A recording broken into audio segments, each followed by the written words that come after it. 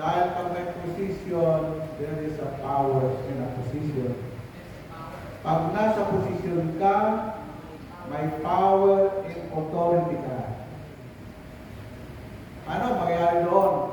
Pag ikay nakaupo, lalapit sa iyo ang mga negosyante, mga kontraktor, lahat. Ha? Pag may posisyon, may transaction. Pag may transaction, may posisyon. Amen? Amen. Kaya, ang dami po, halos lahat po yan ng pastor, preacher, ay minimber as a chaplain para magturo kami, pero wala namang nag-iimbita. Amen? Ha? Ay sabi ko, balik tayo sa pagtuturo sa mga tao gustong makinig. Amen? Amen. No? So ngayon, para ang isang tao ay magiging banal, pumasok siya sa Diyos na banal. Amen? Ngayon, ang sabi dito, what is the spiritual meaning of holy? Holy. Holiness is the natural state of God. Tandaan niyo, ang kalikasan ng Diyos ay kabanalan. Natural state of God and the opposite of man's sinful nature. Sipin mo, opposite yung kabanalan sa kasalanan. Ang tao ay makasalanan. Holiness is the state of perfection. Kaya sabi sa Biblia, be perfect because your Father in heaven is perfect. Magpakabanal kayo sapagkat ang inyong amang nasa langit ay banal. Sabi nito, holiness is the state of perfection, being fully sanctified and set apart. Sanctified. Pag-ipakabanalin ka niya. Kailangan pumasok ka. Kaya taon-taon yung pong mga pari, yung mga sacerdote, pagpasok nila sa Holy of Holy, may tali ang kanilang baywan. Kasi pag may kasalanan ka pumasok doon, hihilahin ka na lang kasi on the spot, mamamatay ka doon sa lugar na tinatawag Holy of Holy. Amen? So brothers and sisters, sabi pa nga dito, why did God call us to be holy? Now, we are called to be holy because God is holy. Kaya nga nandito tayo, nagtitiis para maging banal tayo. Gusto mo sa langit?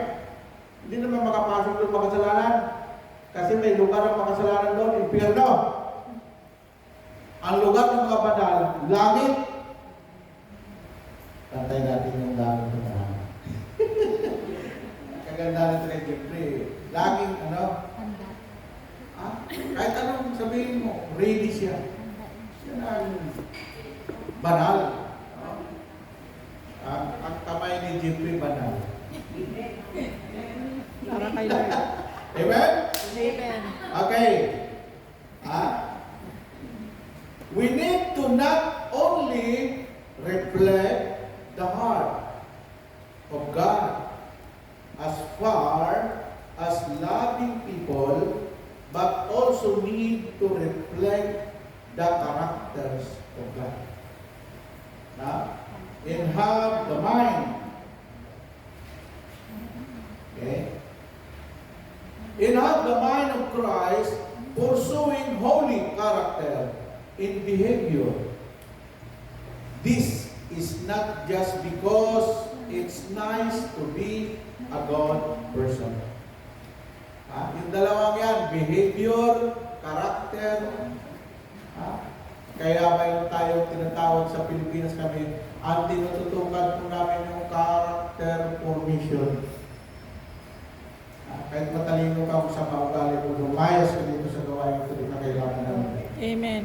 Kahit matalino ka, lumayas ka, di ka kailangan dito kung gano'n ang ugali mo. Amen. Amen? Mahalaga po yung behavior and character. Si Jesus, number one, ang Panginoon, sabi niya, mapagpakumbaba. Yung karakter na hindi mayabang. Yung mga mayabang, akala mo alam na nila lahat. At karamihan sa mga karakter na mayabang, sila po yung mga tao may eye disease. Eye disease. Alam mo yung eye disease? Yung sila lang ang matuwid, sila lang ang ligtas. Yan po ang mga taong ang ugali ay self-righteous. Na sila lang ang pwedeng maligtas. Pero nga kung kinausap Brad, kamusta ka na? Bakit? Kailan ba tayo naging Brad? Kasi sa samahan nila, hindi ka tatawagin Brad at kapatid kung hindi ka kaanib sa kanila reliyon. Paano ngayon yung you are my brother and my sister?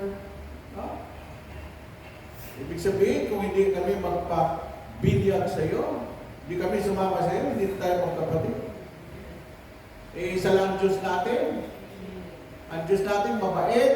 Ang Diyos natin mababa. Amen po ba? Amen. Yun. Kaya ang tinututukan po namin noon, sabi ni Brother Mike noon, lahat ng mag-apply na preacher o manggagawa, salain ninyo. Una, pag gusto maglingkod sa ministry ito, kailangan magka-espiritu tayo.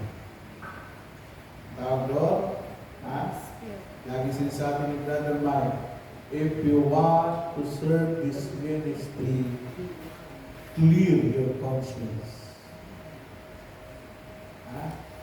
Pag malinaw ang konsensya mo, wala kang dapat ikahiya. Amen. Pag ang konsensya mo malinis ang iyong motibo, clear your motive. Pag malinis ang motibo mo, magtatagal ka sa gawain ito. Amen? Amen po ba? Amen. Yan. Okay. So, yung character and behavior, kailangan po yan pakita sa atin. And number 3, why do we need to be holy? Bakit na kailangan ito? We must be holy because this is the only sound evidence that we are God's children. Sabi mo, anak ka ng Diyos. Yan ang pinakamalinaw na ebidensya. Uy, anak na ito siya. Sabi lang siya, hindi yun lang dyan. Sungit dyan Amen? Alam mo, anak ng Diyos, minura mo ang ngiti. Ang anak ng Diyos, nauntok ang sigaw, hindi mura. Praise the Lord! Hallelujah! Sabi ng iba, sinaulat ng mga karismatik, nauntok na nga, mag-praise the Lord pa. Amen? Nadapa! Hallelujah! Praise the Lord! Kasi, ang mukhang bibig mo, yun ang laman ng bibig mo. Amen? Amen! Okay, ulitin ko. Because this is the only sound evidence that we are God's children. As many as are led by the Spirit of God, they are sons of God. Whoever does not righteousness is not of God, righteousness. Sabi ko nga, na, ang batayan sa pagiging righteousness, ito, ang meaning ng religious at righteous, iba. Hindi lahat ng religyoso ay righteous. Kasi alam mo, bago pa lang kami sa Lisenday, 1985-86, ang number one na kalaban namin noon na nagsasabi na hanggang sa record, mga manang ng simbahan. Yung mga nakaturban. Alam niyo yun, yung mga CWL, no? Ay, naku, pagpasok ko. Ang tingin sa akin, dito naman ako mga ingay. Ingay naman. Bisa rin niya. What? Amen po ba? Kami naman, patawa-tawa lang. No? Okay lang. Sabihin mo sa amin, Paul, hindi natutuwa yan. No? So, yan ang number one. Kasi sila ang may hawak mo ng Catholic Church sa loob ng simbahan. Bago ka pumasok sa Catholic Church, sa charismatic, dadaan mo sa kanila. Tapos, Concilium movement, ay sus, Ginoo ko. Bumanat na yung mga nag-ultria sila. Umiiyak pa yung preacher. Hallelujah. Pagkatapos ng kursilyo, nasa likod. Sus. Ang lalaki ng mabuti ng anak. Pare, ang galing mo, pre! Kaya umalis na rin. Nagpuan ako nun eh. Alam mo, dekriya ko sa San Pablo Apostol. Sabi ko ito dahil kung bakit wala silang naikayat eh. Kasi, kahit anong galing mo mag-talk, kung nakikita sa pamumuhay mo ay taliwas sa kabanalan, sino ang maniniwala sa inyo? Kaya, bakit ang Concilium movement sandali lang? Yan ang nauna sa charismatic 1980s. Kasi, yun na, may mga ngaral na nangaral, hindi naman nila sinusuko ang mga bisyo. Sa El Shaddai, hindi. Paano mo ituro ang pagbabago kung ikaw ay hindi pa nag-aaral? Hindi ka pwedeng magbigay ng bagay na wala sa iyo. Kaya nagtuturo ka ng pagbabago kasi ikaw ay unang nagbago. Amen? Amen. Kaya noon, pinagbawal na ni Brother Mike. Ayaw kong makita ang mga preacher na pasuray-suray.